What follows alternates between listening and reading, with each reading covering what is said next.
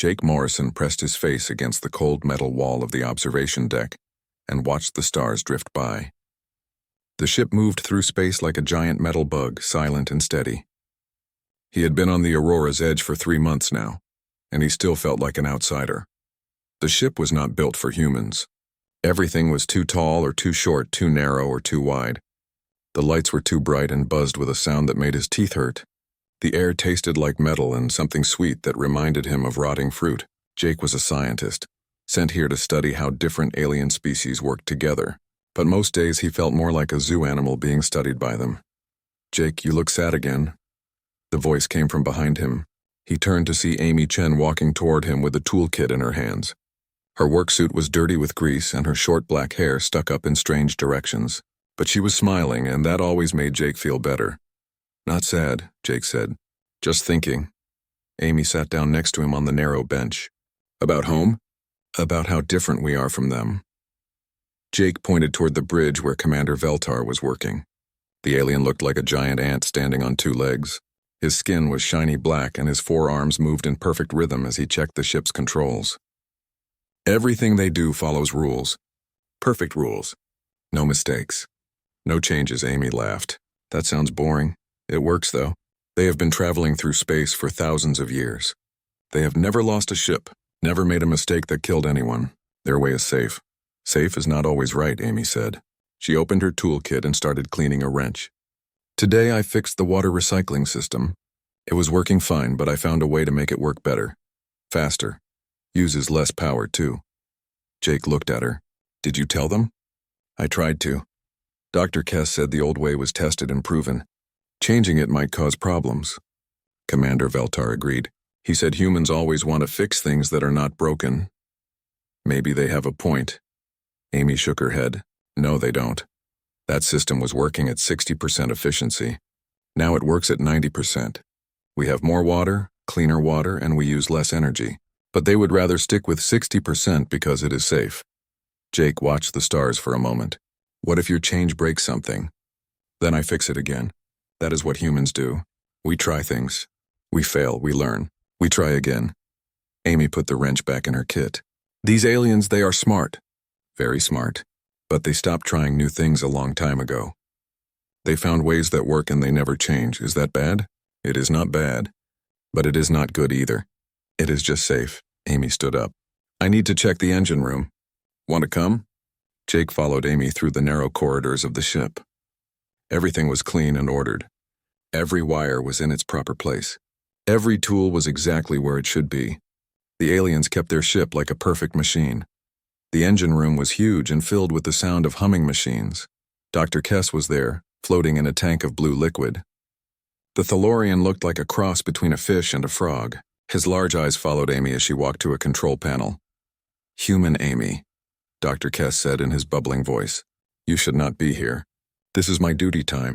"I know," Amy said. "I just want to check the efficiency readings on the new water system." "The water system functions within normal parameters." Amy smiled. "I know, but I want to see how much better it is working now." Dr. Kess's eyes grew larger. "You changed the water system without permission. I made it better. Better is not always correct. The old system was tested for safety. Your changes were not tested." Amy pulled up numbers on a screen. "Look at these readings. Power use is down 20%. Water purity is up 15%. Production speed is up 30%. Dr. Kess floated closer to look at the screen. His eyes moved back and forth as he read the numbers. "These readings are unexpected. They are better than expected. Better than calculated." "This should not be possible," Amy laughed. "Maybe your calculations were wrong." Dr. Kess's skin changed from blue to purple. Jake had learned this meant the alien was upset. "Our calculations are never wrong. They are based on thousands of years of testing. Then maybe it is time to test something new." Dr. Kess turned away from Amy and swam to the far side of his tank. "Humans do not understand the importance of proven methods. You take risks that endanger everyone." Amy looked at Jake and shrugged. He will get used to it. But Jake was not sure about that. He had been watching the alien crew for 3 months. They did everything the same way every day. They followed rules that were older than human civilization. They had survived in space for so long because they never took chances. But Amy was different. She saw problems and fixed them. She found better ways to do things. She was not afraid to try something new, even if it might fail. The aliens saw this as dangerous. Jake was starting to see it as something else, something human. Later that night, Jake sat in his small room and wrote in his journal. He tried to understand what made humans different from the aliens on the ship. The aliens were smarter in many ways. They knew more about science and technology. They had been traveling between stars for thousands of years before humans even discovered fire. But humans had something the aliens did not have. They had the ability to look at something that worked and ask if it could work better. They were not afraid to break something in order to improve it. They took chances. Jake thought about Amy and her water system. She had made it better, but she had also taken a risk. What if her changes had broken something important? What if her improvements had caused the system to fail completely? But that was the point. Amy was willing to take that risk because she believed the reward was worth it. The aliens would never take such a risk because they could not see past the possibility of failure. Jake closed his journal and lay down on his narrow bed. Tomorrow they would reach the Helix Nebula. Commander Veltar had told him they would be studying strange energy readings there. It would be routine work, following established procedures. But Jake had a feeling that with Amy on board, nothing would stay routine for long. He was right. The Helix Nebula looked like a giant eye staring at them from space. Swirls of green and blue gas moved in slow circles around a dark center. Jake had seen pictures of nebulas before, but being this close to one made him feel very small. Energy readings are strange here, Dr. Kess announced from his tank. They do not match any known patterns. Commander Veltar clicked his mandibles together. This was how his species showed they were thinking hard. We will follow standard protocol. 72 hours of observation from safe distance. No direct contact. Amy looked up from her workstation. 72 hours? We could learn more in 6 hours if we got closer. Closer is not safe, Commander Veltar replied. Protocol exists for good reasons. Jake watched the nebula through the main viewer. The gas clouds seemed to pulse with their own light. Something was definitely strange about this place. What kind of energy are we detecting? Dr. Kess's skin shifted to a pale yellow color. Unknown type. It appears to be artificial, but the signature does not match any known technology. Artificial means someone made it, Amy said. Someone built something in there. Or something natural that appears artificial, Commander Veltar corrected. We must not assume. Amy stood up and walked to the sensor controls. If we adjust the scanning frequency, we might get a clearer picture. Do not alter the sensors, Dr. Kess said quickly. They are calibrated for maximum safety. But Amy was already working. Her fingers moved across the control panel with practiced skill. Jake had watched her work before and was always amazed at how fast she learned new systems. The alien technology was nothing like human machines, but Amy understood it anyway. The main screen flickered and suddenly became much clearer. The swirling gas clouds were still there, but now Jake could see something else. In the center of the nebula, where it was darkest, there was a shape. Something long and metal that did not belong to nature. There, Amy said, pointing at the screen. A ship. Commander Veltar moved closer to look. His 4 eyes focused on the image. Impossible. Nothing could survive in that environment. But it is there, Jake said. Look at the size of it. That thing is huge. Dr. Kess swam to the front of his tank. If it is a ship, it is very old. The metal appears to be corroded by exposure to the nebula's energy. Amy was already pulling up more detailed scans. The ship is dead. No power signature. No life signs. But the hull is intact. It is a derelict, Commander Veltar said. We will note its location and report to the Galactic Council. They will decide what to do. Wait, Amy said. Look at these readings. The energy we detected is coming from inside that ship. Jake felt his heart beat faster. An ancient alien ship with unknown technology inside it. This was the kind of discovery that scientists dreamed about. We have to investigate. No, Commander Veltar said firmly. Protocol is clear. Unknown technology must be reported to proper authorities. We are not equipped for first contact situations. It is not first contact if they are dead, Amy pointed out. Dr. Kess's skin turned orange.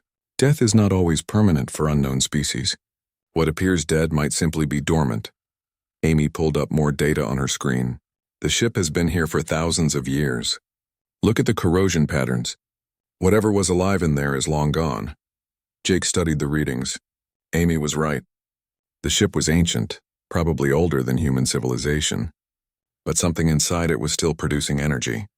What if the technology inside could help us? Help us do what? Commander Veltar asked. Travel faster, build better ships, understand the universe better. Jake looked at the alien commander. Is that not why we explore space? To learn new things? We explore space to find resources and establish trade routes, Commander Veltar replied. Learning is secondary to survival. Amy shook her head. Learning is how we survive. Humans did not reach the stars by playing it safe. We took chances. We tried new things. Sometimes we failed, but we kept trying. Dr. Kess floated closer to his tank's edge. Human philosophy is dangerous. Taking unnecessary risks leads to extinction. Playing it safe leads to stagnation. Amy shot back. When did your species last make a major breakthrough in technology? Dr. Kess's skin flickered between several colors. Jake knew this meant the alien was uncomfortable with the question. Our technology is sufficient for our needs. Sufficient is not the same as good, Amy said. That ship might contain technology that could change everything, but we will never know if we just fly away. Commander Veltar's mandibles clicked rapidly. The nebula environment is unstable. Sending a team to investigate would be extremely dangerous. Amy was already calling up navigation data. I could take a scout ship. Quick in and out. Scan the interior and get back before anything bad happens. Absolutely not, Commander Veltar said. The risk is too great. The risk of doing nothing might be greater, Amy replied. What if that ship contains the cure for some disease? What if it has technology that could save millions of lives? What if we are walking away from the most important discovery in galactic history? Jake wanted to support Amy, but he could see the alien's point too. The nebula was dangerous and unpredictable. Sending someone into it was basically suicide. Maybe we could use remote drones? Drones cannot make decisions, Amy said. They cannot adapt to unexpected situations. If something goes wrong, a drone will just keep following its programming until it gets destroyed. Dr. Kess's skin settled on a deep blue color.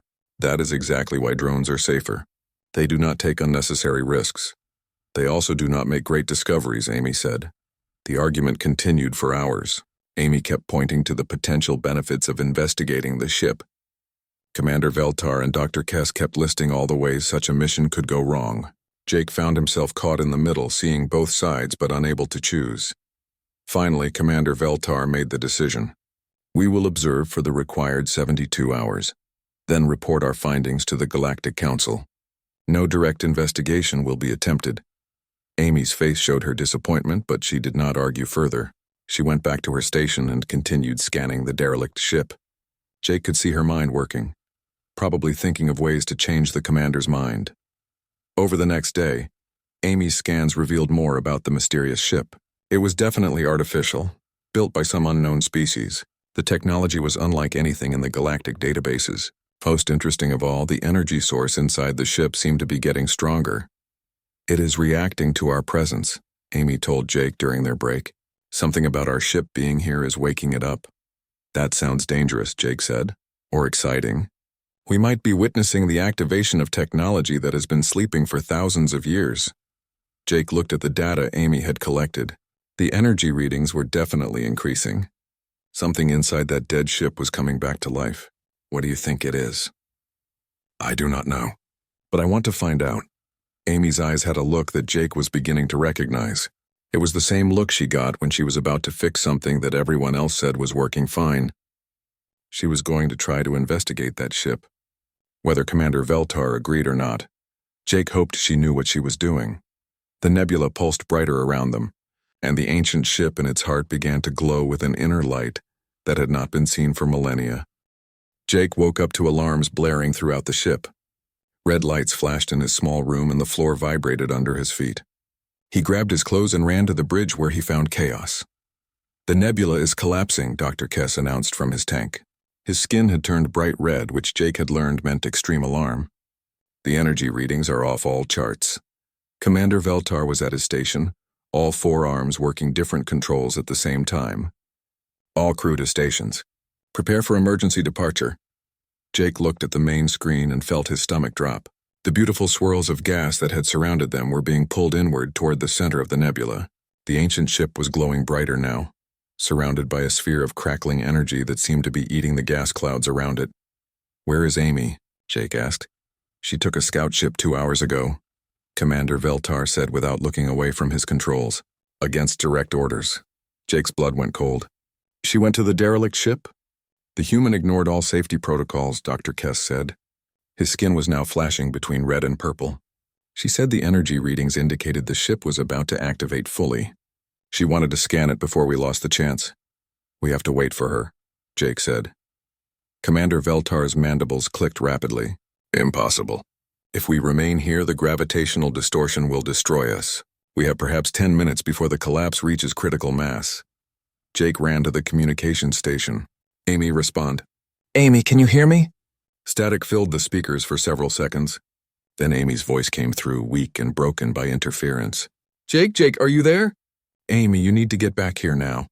The nebula is collapsing, I know. I can see it from here." Amy's voice was calm, too calm for someone facing death. "Jake, you need to listen to me. This ship is incredible. It is not just a ship. It is like a library, a museum. There are dozens of other ships like this scattered across the galaxy. Amy, forget the ship. Get back here, I cannot. My scout ship was damaged by the energy discharge when this thing activated. Engine is dead. Life support is failing." Jake looked at Commander Veltar. "We can extend the shields around her position. Pull her in with a tractor beam." "The energy distortion would overload our systems," Dr. Kess said. "Attempting rescue would result in total ship destruction. So we just leave her?" Commander Veltar turned all 4 eyes toward Jake. "One life cannot be weighed against the lives of the entire crew. Logic demands we depart immediately." Jake felt anger rising in his chest. "She is a member of this crew. We do not abandon crew members." "She chose to ignore orders," Dr. Kess said. "Her situation is the result of her own poor decisions. Her situation is the result of her trying to make a discovery that could benefit everyone." Jake shot back. Amy's voice crackled through the speakers again. "Jake, stop arguing with them. They are right. You need to go. No, we are not leaving you. Listen to me." Amy's voice was getting weaker. "I have been inside this ship. It is not just ancient technology. It is a map, a guide. The beings who built this created a network of ships like this all across the galaxy. They left instructions, blueprints, everything we need to build better ships, better technology, better lives." Jake grabbed the communication microphone. "Amy, we can get all of that later. Just focus on staying alive. I am uploading everything to your computers now. The data stream should reach you in about 8 minutes. Commander Veltar looked at his instruments. 8 minutes puts us past the safe departure window. "Then leave in 7 minutes, Amy said. "Give me as much time as you can." Jake watched the main screen in horror. The nebula was definitely collapsing faster now. Streams of gas were being pulled toward the ancient ship like water going down a drain. The ship itself was now glowing so brightly it hurt to look at directly. "Amy, your life support cannot last much longer," Dr. Kess observed. "I know, but this is important. This could change everything for humanity, for everyone." Jake did not understand. "How can any discovery be worth your life? Because some things are bigger than one person." Amy's voice was very quiet now. "Jake, do you remember what I told you about humans? We try things. We fail. We learn. We try again. But most importantly, we do not give up when something is important." Through the static and interference, Jake could hear Amy working. She was still scanning the alien ship, still trying to gather data even though she was about to die, even though her ship was falling apart around her. "Data upload is at 60%, Amy reported. Commander Veltar looked at his chronometer. "We must depart in 3 minutes. "Amy, please," Jake begged. "Just get in your escape pod and try to reach us." "My pod was damaged in the energy surge. Besides, someone needs to complete the upload manually. The automatic systems are not working properly." Jake realized with growing horror that Amy was going to die. She was going to stay with that ancient ship and transmit data until the very last second, even though it meant certain death. 80% upload complete, Amy said. 2 minutes until departure, Commander Veltar announced. Jake looked around the bridge at the alien crew. They were all at their stations, calmly preparing to leave. None of them seemed affected by the fact that they were about to abandon one of their crew members. To them, it was just a logical decision, but to Jake, it was something else entirely. "95%, Amy said. Her voice was barely a whisper now. 1 minute, Commander Veltar said. Jake looked at the main screen one more time. Amy's tiny scout ship was just visible near the ancient derelict, a small dot of metal against the growing chaos of the collapsing nebula. And somehow, across all that distance and interference, their eyes met. Jake could see Amy through the view screen of her damaged scout ship. She was looking directly at them, directly at him, and what he saw in her face changed everything he thought he knew about courage. Amy was not afraid. She was not angry at being left behind. She was not even sad. Instead, she was smiling, a small, quiet smile that spoke of absolute certainty. She believed in what she was doing. She believed that the data she was sending would make a difference. She believed that her sacrifice would mean something. And in that moment, Jake realized that this was what made humans different from the aliens around him. It was not just that humans were willing to take risks. It was that humans were willing to sacrifice everything for the possibility of making things better for everyone else. Upload complete, Amy whispered. Departing now, Commander Veltar announced. The Aurora's edge turned away from the collapsing nebula and jumped into hyperspace. Jake kept his eyes on the screen until the very last second, watching Amy's small ship disappear into the chaos behind them. She was gone. But somehow, Jake knew that what she had given them would change everything. Jake could not sleep. For 3 days since they left the nebula, he had been lying in his bed staring at the ceiling. Every time he closed his eyes, he saw Amy's face in those final moments. Her smile, her certainty, her willingness to die for something she believed in. The alien crew had moved on as if nothing had happened. Commander Veltar filed his report. Dr. Kess analyzed the data Amy had sent. Everyone went back to their normal routines, but Jake could not understand how they could act like Amy's death meant nothing. She was just one individual, Dr. Kess had explained when Jake asked. Her loss is regrettable but not significant in the larger context. She was a person, Jake had replied. She had thoughts and feelings and dreams. All individuals have thoughts and feelings, Commander Veltar had said. That does not make their individual survival more important than the survival of the group. But Jake knew there was something the aliens did not understand. Amy's death was not just about one person dying. It was about why she chose to die. It was about what she believed was important enough to sacrifice her life for. Jake got up from his bed and went to his computer. Amy had sent more than just technical data from the ancient ship. She had also sent her personal logs recorded during her final hours. Jake had been afraid to watch them, but now he needed to understand. He opened the first file. Amy's face appeared on the screen, but she looked different than usual. Her hair was messy, and there was a cut on her forehead from when her ship was damaged, but her eyes were bright and excited. Personal log day 1 inside the derelict, Amy said. Jake, if you are watching this, it probably means I did not make it back. I want you to know that I am not sorry. What I found here is worth everything. Jake paused the recording. Even facing death, Amy was thinking about discovery, about knowledge, about making things better for everyone else. He started the recording again. This ship is not just a vessel. It is a teacher. The beings who built it were called the architects. They faced the same problems we face now. Energy shortages, limits on how far they could travel, wars between different species who could not understand each other. Amy turned away from the camera to work on something Jake could not see. But they solved these problems. They learned to work together. They built technology that could provide unlimited clean energy. They created ships that could cross the galaxy in days instead of years. Jake felt his heart beating faster. This was what Amy had died for. Not just ancient technology, but solutions to the problems that plagued the entire galaxy. The most incredible thing is how they did it, Amy continued. They did not solve these problems through logic or calculation. They solved them through hope, through believing that impossible things could become possible if you were willing to try. The recording showed Amy working at a control panel inside the alien ship. Jake could see strange symbols and lights that responded to her touch. This ship is one of dozens scattered across the galaxy. Each one contains part of the puzzle. Together they form a teaching system that shows other species how to overcome their limitations. Amy looked back at the camera. The architects left this for us, Jake, for humans. The system only responds to beings who approach problems the way we do. With curiosity instead of caution, with hope instead of fear. Jake realized he was crying. Amy had found proof that humanity's willingness to take risks, to try new things, to refuse to accept limitations, was not a weakness. It was exactly what made them valuable. He opened the next recording. This one was made later, when Amy's situation had become desperate. Her ship was failing and the nebula was starting to collapse around her. "I know what you are thinking," Amy said to the camera. "You are thinking I should have been more careful. You are thinking I should have followed protocol."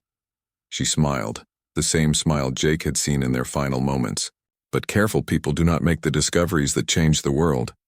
Amy coughed and Jake could see that breathing was becoming difficult for her. "I have been reading about the architects. Do you know what happened to them?" "They succeeded. They solved all their problems. They created a perfect society with unlimited resources and no conflicts. And then they disappeared," Amy continued. "Not because they died or were conquered. They evolved beyond the need for physical existence. They became something greater than what they were before."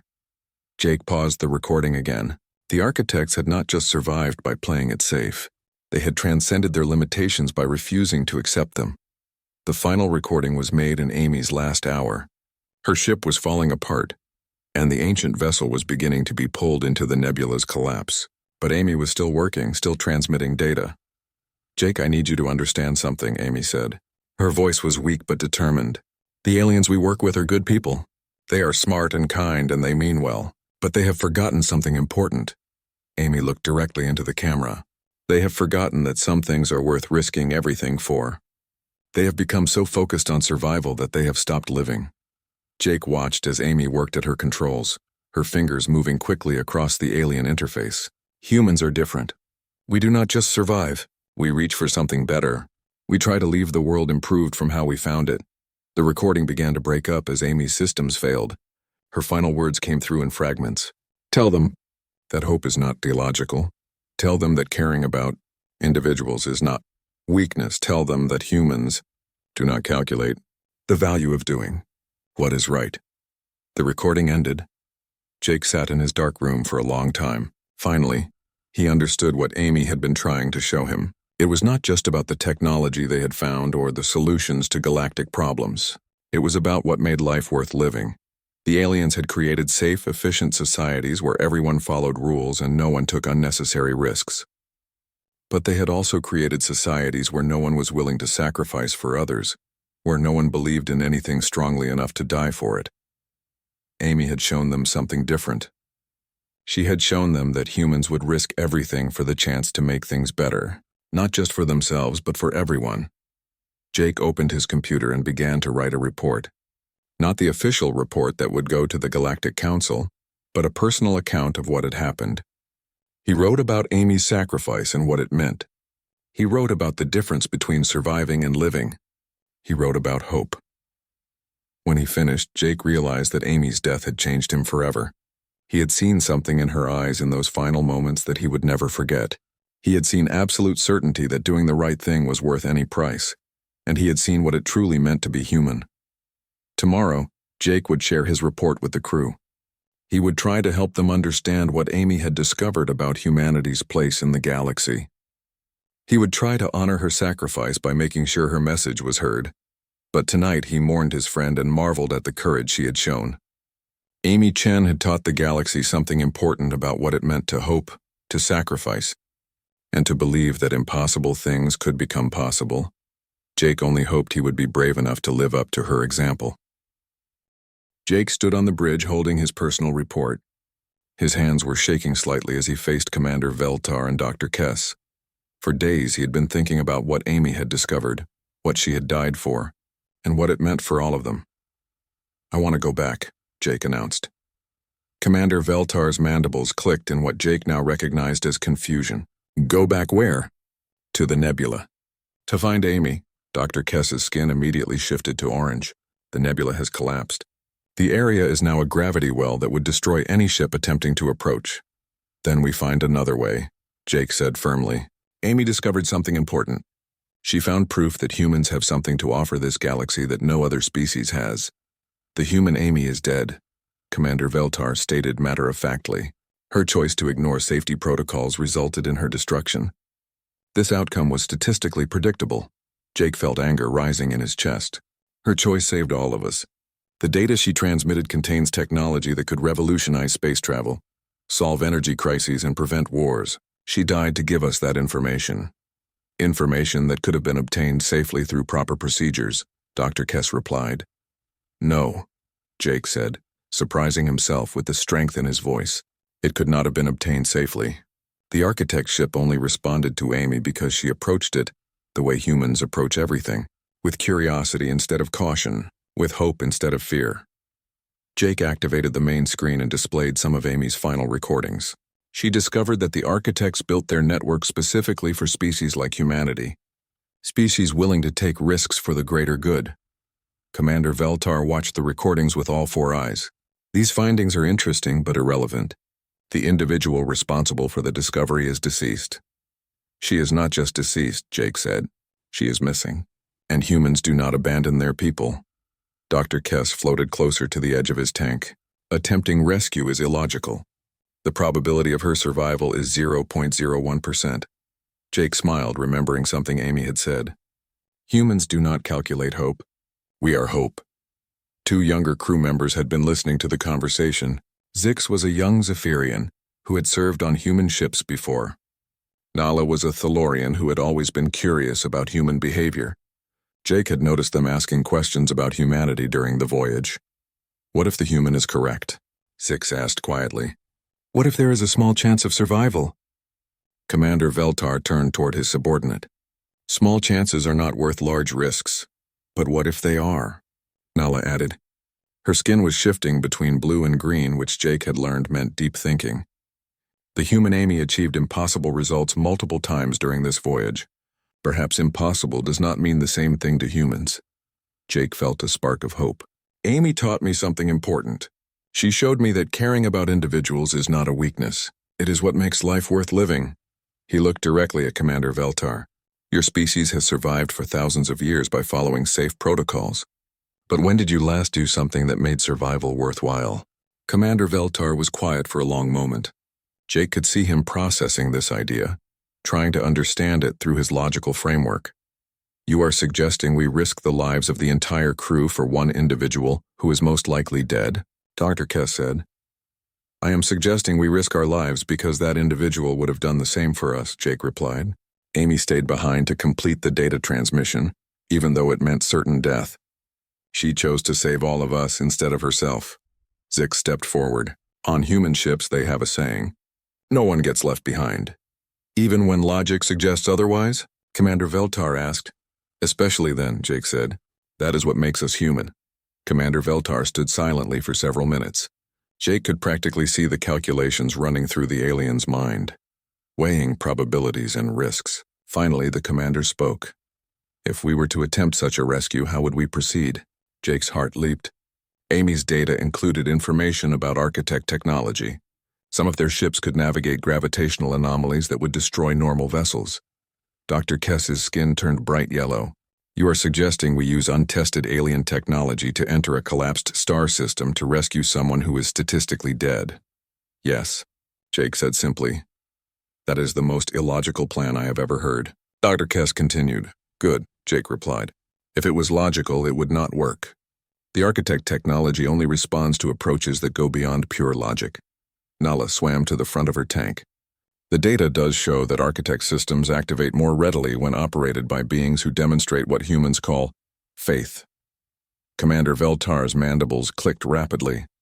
Faith is belief without evidence. Exactly, Jake said.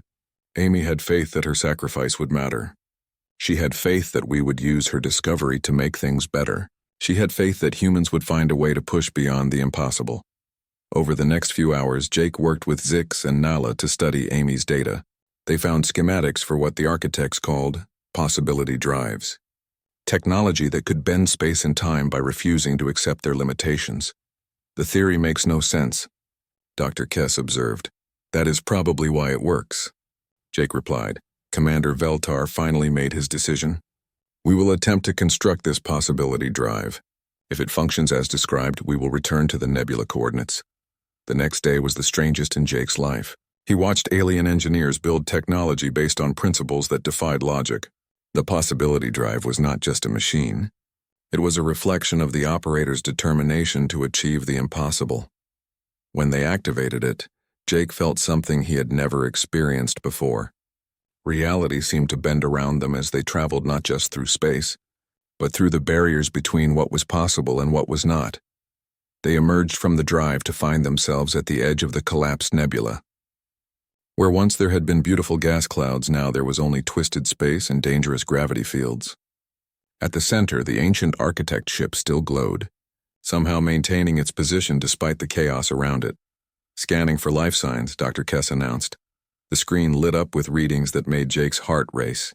There, near the architect ship, was a small emergency shelter that had definitely not been there before. "And inside it, one human life sign, Amy," Jake whispered. "Her vital signs are weak but stable," Dr. Kess reported. His skin was now bright green, which Jake had learned meant amazement. They found Amy barely conscious in a makeshift shelter built from parts of her damaged scout ship and components from the architect vessel. She was injured and weak but alive. "Told you humans do not calculate hope," she whispered when Jake reached her. As they carried Amy back to their ship, she explained what had happened. When the nebula collapsed, the architect ship had activated fully, creating a protective field around itself. Amy had managed to reach it and had spent the time learning from its systems. "The architects were like us," Amy told Jake as they flew away from the impossible rescue. "They chose hope over fear. They chose to reach for the impossible. That is why they survived when others did not." Jake looked around at the alien crew members who had risked everything to save one human. Zix and Nala were smiling. Even Dr. Kess seemed pleased, though his skin kept shifting colors as he tried to process what they had accomplished. Commander Veltar approached Jake. "Your species is unusual." "We are stubborn," Jake replied. "Stubborn in pursuit of what?" Jake thought about Amy's sacrifice, about the crew's willingness to attempt an impossible rescue, about everything he had learned during this voyage. "We are stubborn in pursuit of hope," he said finally. "We refuse to accept that things cannot get better. We refuse to abandon people who matter to us. We refuse to let logic limit what we believe is possible." Commander Veltar's mandibles clicked slowly. "Perhaps this stubbornness has value," Jake smiled. "Amy proved that it does. She showed us that caring about individuals, taking risks for others, and believing in impossible things are not weaknesses. They are the most important strengths any species can have." Later, as Jake wrote his final report about their mission, he thought about what Amy had taught them all.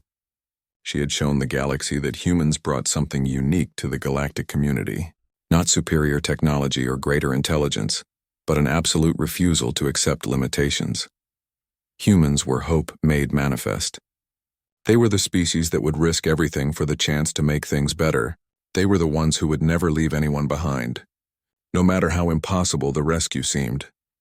Jake looked at Amy, sleeping peacefully in the medical bay, and knew that her sacrifice had changed more than just their understanding of ancient technology. It had changed how an entire ship full of logical aliens thought about the value of hope, faith, and stubborn human determination. The galaxy would never be the same, and neither would Jake.